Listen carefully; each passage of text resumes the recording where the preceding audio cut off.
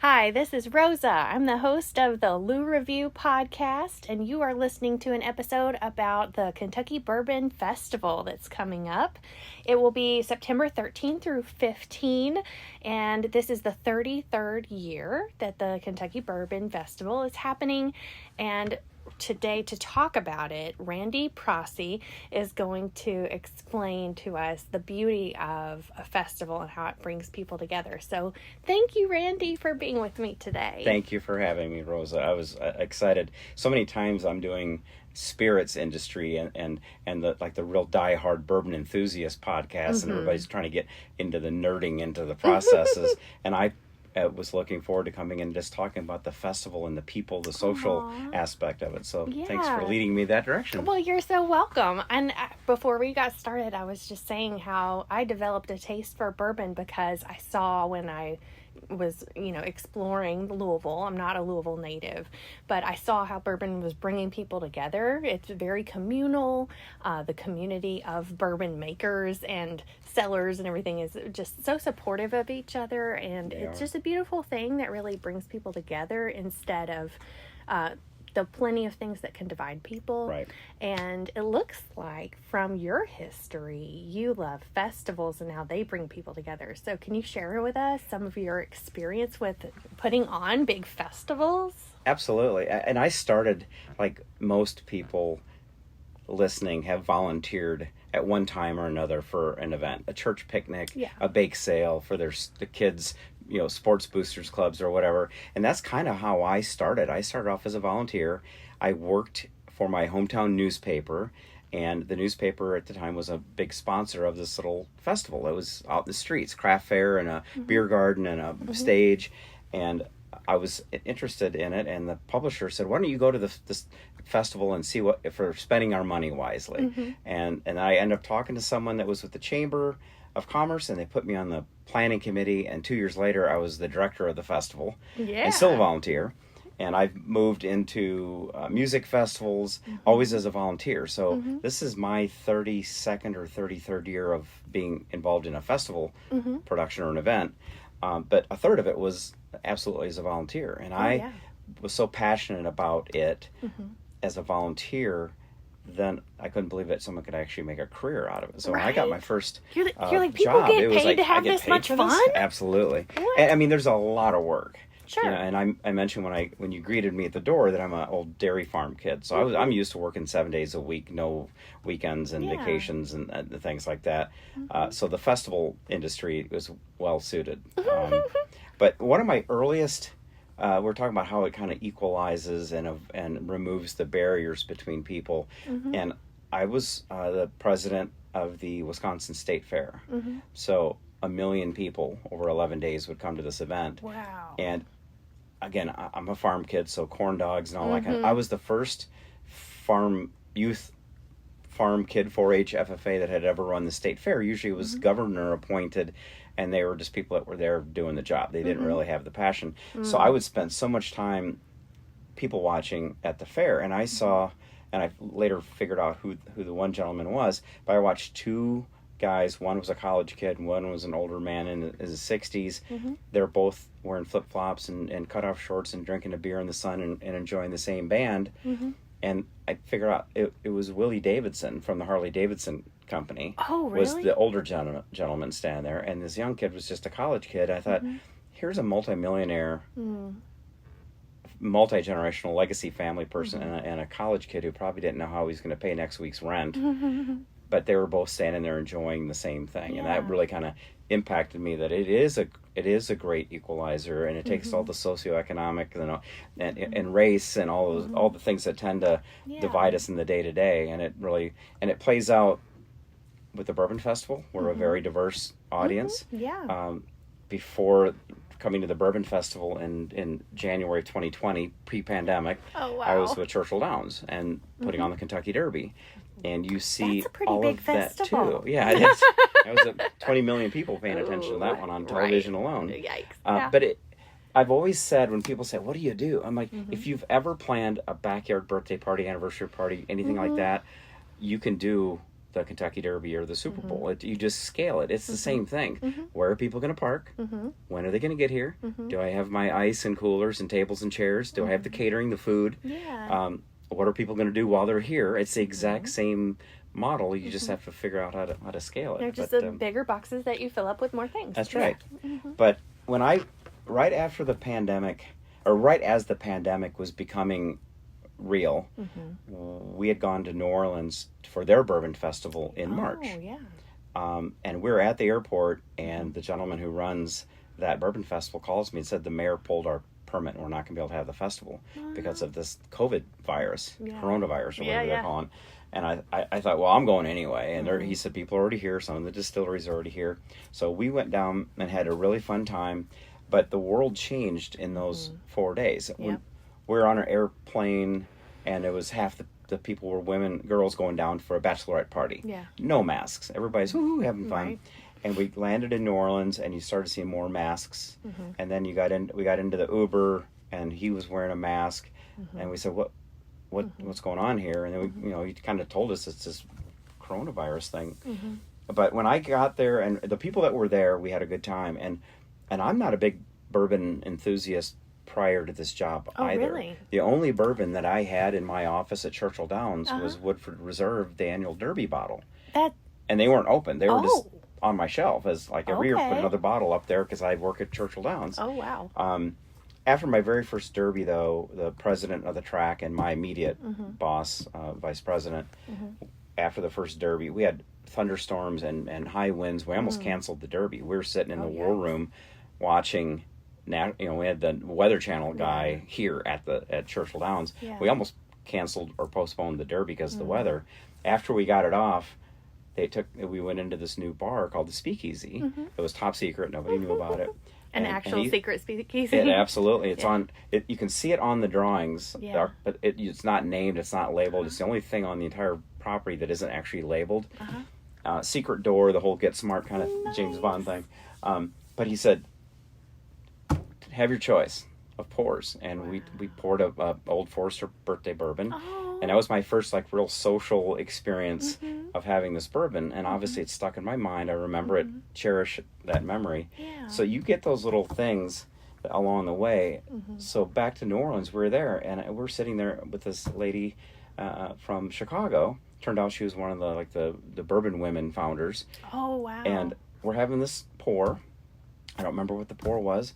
And I said, I may not remember your name, but what I will remember was this friend that I met and this experience that we had over the glass of bourbon. And when I came back to our bourbon festival and we started rebranding and looking at how we had to change it, I didn't want to lose that social friend. Now I ended up seeing her over and over again, and but at that time I didn't know that. I just thought this is a really cool person that I never would have met and had 5 minutes of conversation with had it not been for that glass of brown liquid sitting there. And it didn't matter what the bourbon was. It didn't matter what the tasting notes were. It didn't matter how it was made. It was that moment, and we just had a really kind of a cool conversation. Yeah. And I'm very mindful of that when I'm planning this festival, that there are enthusiasts that have been doing it for years that sometimes believe that they know more about the bourbon than the people that are making it. I've actually seen them get into arguments with the master distiller. Yeah. And then there are people that are new, first time, have never tried it. They always come to me and ask me, I'm really new. I don't like whiskey. What should I try? I want to learn. Sometimes they're coming out of the wine world. Right. So they're familiar with the concept of having a tasting and finding what you like, and there being lots the sensory of piece, right? The fun of it. So I'm always mindful of that there's people in various ranges. So I don't want to be intimidating. Yeah. And turn people off. I don't know anything about bourbon. I can't go to that. I'll be embarrassed.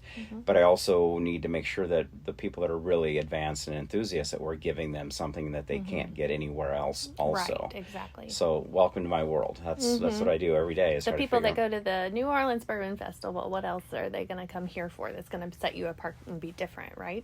Yeah, and the thing that really has changed in Kentucky that we've done a really good job, I think, of taking advantage of is the liquor laws have changed. There were some really antiquated liquor laws on the books even 5 years ago. So 2019's Bourbon Festival, the last one that happened before I came in, I think they finally got to where you could have batched cocktails available at the festival grounds, but there were only 9 distilleries. And all the big ones, Wild Turkey and Heaven Hill and Jim Beam and Maker's Mark, they were there. Only 9 out of the 9. 41 on the Bourbon Trail. But they couldn't sample product. What? They couldn't sell. What? No, it was what a beer. What do you even do at this festival? It was a beer, so and I don't mean any. I'm always careful when I talk about this, especially knowing you've got a local listenership. Yeah. I don't mean disrespect to the people that had put that festival on for 29 years. Oh, no. Because it was the law, right? To last that long, you have to have done something right. But it was a car show. It was balloon glows. It had bouncy houses for the kids. The beer garden, the big stage with the Kentucky Headhunters playing. But it was a street fair. It was free, and there were pictures of parents pushing their kids around in strollers. So it was a family event. Correct. That's why you can't be passing out alcohol. That Correct. Makes sense. So when I came in, a number of distilleries had pulled from the festival. 29 or 30 years ago at the time, there wasn't a lot of things going on that even acknowledged that bourbon was a thing. They were having a really hard time even selling it, giving it away in some cases. So when that festival started, it was absolutely meant to be kind of a celebration of the industry. And people getting together, locals, and drinking the bourbon and but it changed because there's more serious whiskey events going on. There's that event, Bourbon and Beyond. Exactly. The flashy, sexy things were getting the attention of the distilleries, and we didn't change to meet what they felt they needed to represent the brand. The industry had changed. So as I said, when I came in, the industry got very sophisticated, the consumer got very sophisticated, and the festival was just lagging behind. So I was kind of the fast forward button to get the festival in sync with what the consumers in the industry was looking at. And so we went to a 21 plus event. The laws changed to where distilleries could do direct pours, so you could come in and get your glass. If anyone listening has ever been to a craft beer festival or a wine festival, imagine going to that and not being able to actually drink the craft beer or the wine. Oh my gosh. So the laws changed. We immediately put that into effect. The first year after the pandemic, the first real year of the new model, we ended up with 34 distilleries. 17 of them were craft that had never been included. Oh, awesome. We grew to 48 to 52 to now 62 this year. So we have 62 distilleries. And that's a huge leap from 9. It is. Wow. But it's because they can sample. They can actually come out and talk to the guests. And I've always said this, we always put the distilleries first. And I will tell people unapologetically, if you bought your tickets, thank you, but you're never going to be the priority on our focus, because if the distilleries aren't our focus, you don't get the event that you want. And that's kind of drawing on the Churchill Downs Derby analogy. It's you got marketing and sponsorship and all the television rights and all the fanfare, but if you don't have 20 horses in the starting gate, you don't have the Derby. And in this case, our 20 horses are those 62 distilleries. Without those distilleries, nothing else happens. So and when I explain it that way, the consumers understand it. So we always focus on what the distilleries want to talk about. We focus on what the consumer wants to hear about, and then when we put the best possible person in that seat to talk about it and it changes every year. So you can there's only so many ways you can make bourbon to talk about it. So is there like a lecture portion, or what do you mean? Not lecture. I fell asleep during lectures and we don't want that. This kind of like what we're doing tonight, 20-minute quick hit. We have what we call the Bourbon 30 show. The original inspiration of this came from Seinfeld, the episode where Kramer found the Merv Griffin set in the dumpster, and he brought it up into his apartment and set up this Merv Griffin set with all the sparklies and the curtain, and the guests would come out. And I laughed so hard when I saw that. I thought, okay, we need to do something fun and exciting at the festival.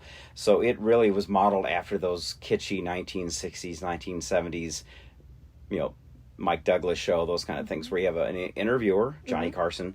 You have an interviewer who is Steve Coombs, and then we have 2 guest chairs, and we have the shag carpet and the interview desk with the microphone and the really cool funky backdrop that made it look like you were watching in a studio audience.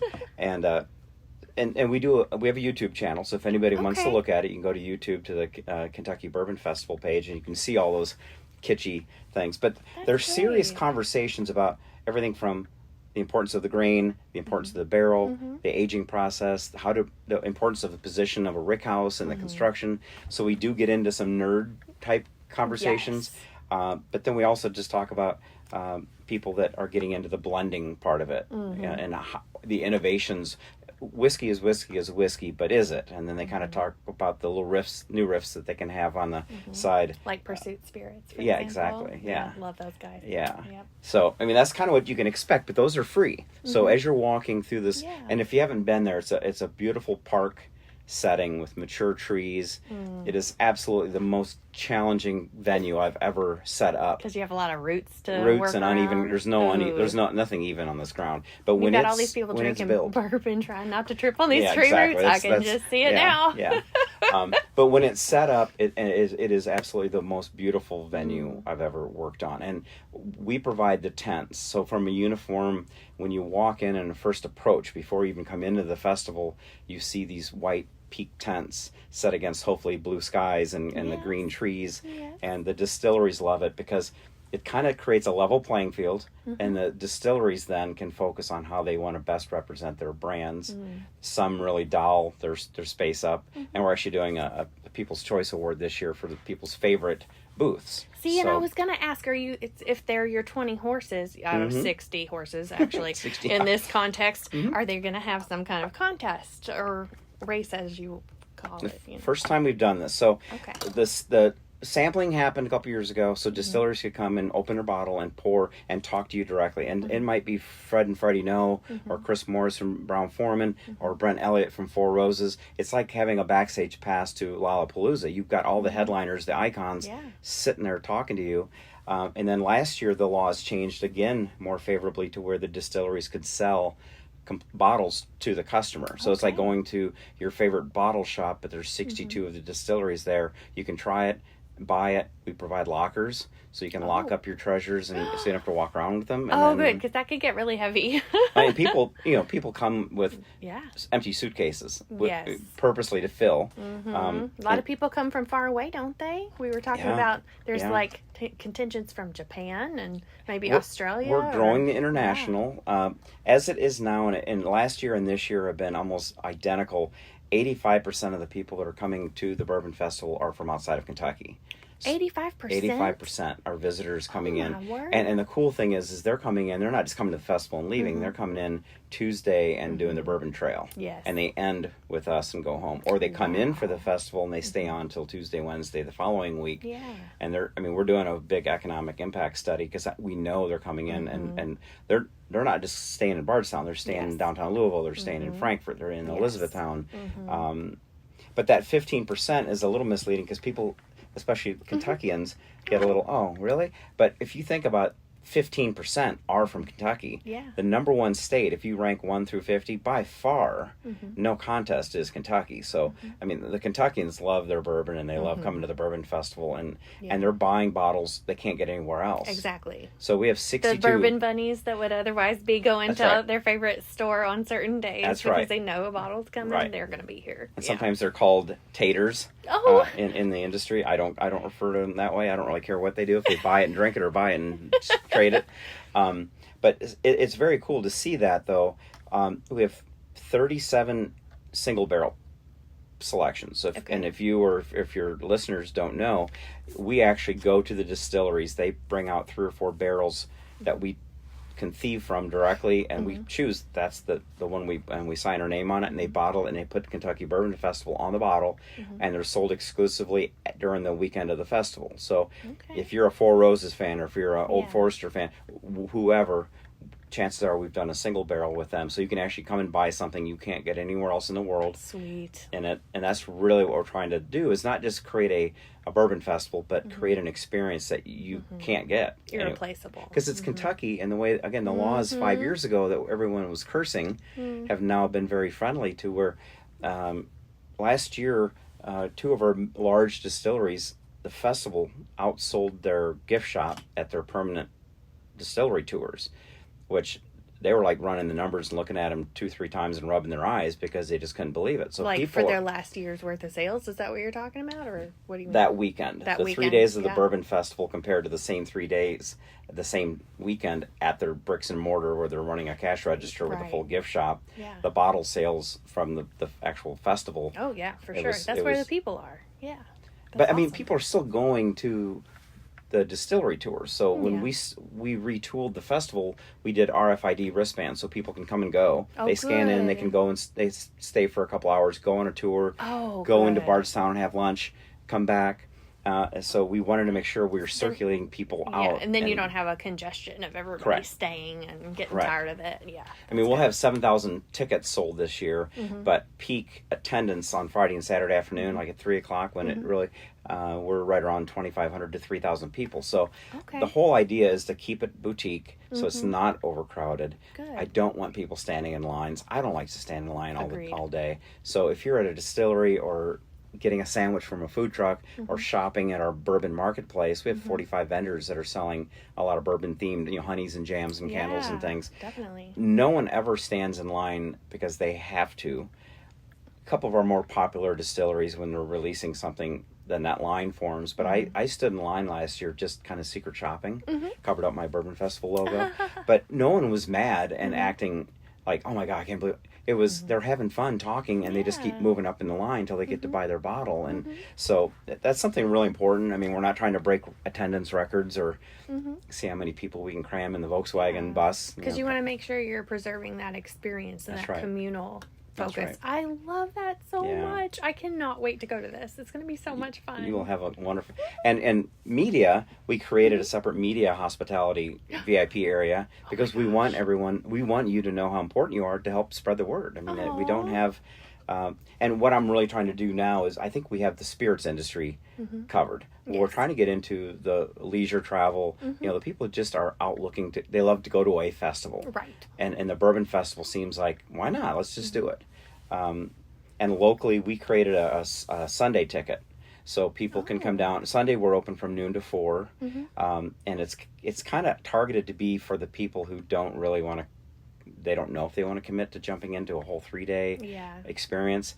Or they're locals, and they're like, let's just go to the Bourbon Festival for the afternoon. That's what I do. Yeah, totally. From a craft beer, I'd rather go do a 4-hour beer festival and go home versus, oh my gosh, I got 3 days of this. Exactly. So I try to build this to be a festival that I would want to go to just as a guest. Right. And well, you got to keep it fun for you. I mean, you've been managing festivals for how long now? My first year was 1988. Okay. As just a college kid, basically. And so this is your burnout prevention strategy, right? Well, and it's funny you say that because my board member, we've done such a tremendous, as a team, we literally saved this festival. It was on the verge of bankruptcy. 2019 wasn't a good year. Distilleries were losing interest. The customers weren't all that excited about it other than locals that were coming out because it was a community festival. But now we've built this as a team, this amazing world-class, dare I say, festival. The board members that are from our distillery are like, when are you going to leave? What? Oh no! And I'm like, I don't plan on. They're worried that I'm going to leave. Is how I should frame that. They're not trying to push you out. Yeah, no. Okay, they're like, and I said, as long as I can keep it fresh and challenging, and gotta keep it and we do that every year. I'm a parent. And I was a third grader at one point, and I remember going to a public museum in my hometown in third grade. I remember going back to that same museum as a, what do you call it, a escort when I'm helping your room parent. What do you call that? A chaperone. Chaperone, thank you. Not an escort. Not an escort, chaperone. And it was the same thing. It was the same display. So we try to change it every year. We know that there are people that will come every year because they're that big of a bourbon enthusiast. Right. But I also know that groups, friends, 5-6 people will come to the Bourbon Festival this year, and maybe next year they go to a baseball game outing, or they go to a golf outing, or they go to Las Vegas. So we know there's always people that are doing those kind of bucket list one things. So every year we need to make sure we're bringing new people in, but freshening it up for the people that have been coming for years, so they don't. When I was at the state fair, a lot of heritage, 150 years, they say, you're not going to change anything, are you? And then the next question is, what's new? Yeah. So we walk that balance of right. how do we make sure that we're giving that core experience that people love, but right. freshening it up so they don't feel like we're just mailing it in and taking them for granted. And so this year we've grown about as far out as we can grow with 62 distilleries. So this is the first year we're doing a double-decker tent. Yes. So we're doing the festival store. How does that work? A double-decker tent? It is an engineering miracle. There's a company in Germany that manufactured it. Okay. And so is that one of the sponsors? No. Okay. No, I wish they were a sponsor. I'm paying them a lot of money. Right? Okay, you're sponsoring them now. our first year, 2021, our entire tent budget for all tents in the entire festival was about $46,000. This double deck structure alone is costing us $58,000 for one. Word. But the first floor is the festival store, and you go upstairs and there's a cigar lounge with 3 private, semi-private suites that cigar enthusiasts can rent by the hour. They have a nice furniture set. They get a cigar. You get a coaster. You get a nice cocktail from Angel's Envy as a welcome. Okay. And they're sitting on the railing. It's kind of like the infield experience at Derby, where you're elevated and you get to people watch, and hopefully it's a beautiful afternoon in the park. And so that's really one of the new things that will be obvious. You can't hide a 2-level tent structure. You didn't pay that much to hide it, did you? No. And the cool thing is this year we've got 2 or 3 distilleries that want to tour it, so it's going to be kind of like a model home, like the Parade of Homes. Right, we've got a couple distilleries that want to tour it and see how it looks and feels, because they want to look at doing something for themselves. So my idea is on the first level, on the ground level, is where the main sampling and bottle sales can happen. But these distilleries could have like a little VIP upgrade where you can invite people up to either do a barrel selection experience or taste something with the master distiller that you can't get on the... But we're always trying to make sure that we're not trying to make it like the haves and have-nots, because the whole idea of being at the festival is you're supposed to have all this access. So we're not trying to make it to where, sorry, you can't go up here. That kind of turns people off. Right. But anyway, it's fun, and I am absolutely having a ball doing it. I can see it. Your face is just glowing, and I just cannot wait to see this all in action and all your hard work come to fruition. So thanks for taking the time to come out and tell me about it. Well, so thanks. We have September 13 through 15. It'll be happening in Bardstown, and the tickets are, the Sunday day passes are about $105, right? And then the Weekend Bourbon Taster passes, that for Friday and Saturday. Friday, Saturday, Sunday. And Sunday is $180. Right. Okay. And if someone kind of gives you that, it's $60 a day, and all the sampling is included. And so, 61 distilleries, right? Yeah, 62, 61. So, I mean... So it's like $1 per distillery, correct. Really.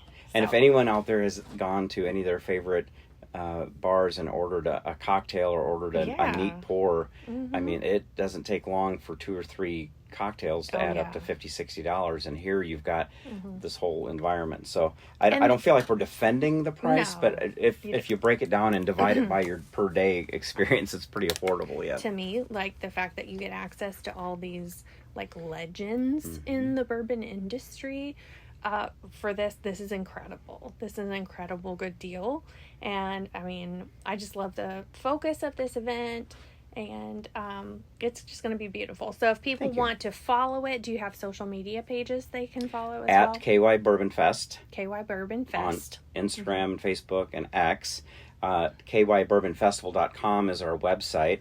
And we try to keep it very simple and just give people the visual. On that YouTube channel that I mentioned, there's a 2.5-minute sizzle reel video from last year's festival that I send everybody who's never been. I encourage them to look at it because it's a real cool soundtrack, but it's 2 minutes of just the legends you talked about, the up and coming folks that you might not know for a couple of years, but you get to see your friends, you know who you're going to run into, and we try to focus more on the faces and the experience and not make it so businessy. So it's kind of a cool vibe and people that have been to the old festival, I always want to do the Men in Black, the pen that strobes and makes people forget, because they're like, we used to go all years ago. I'm like, well, if you haven't been since 2021, 2022, you really haven't been to this bourbon festival. Again, all due respect. It's a whole new creation. Correct. Yeah. So we look forward to welcoming you, and hopefully some of the folks that we're talking to right now are already planning to go, and if not, hopefully we've excited them enough, inspired them to go and get tickets and bring their friends. It's going to have to be a bucket list item for them. So, all right. Well, if you enjoyed this episode of the Lou Review podcast, do hit follow on whatever platform you're listening on. Feel free to leave me a comment on what you thought of this episode or what else you'd like to hear about. You can follow me at Rosa Raves on social media platforms, as he mentioned, plus TikTok. And I'll look forward to seeing you in the next episode. Bye.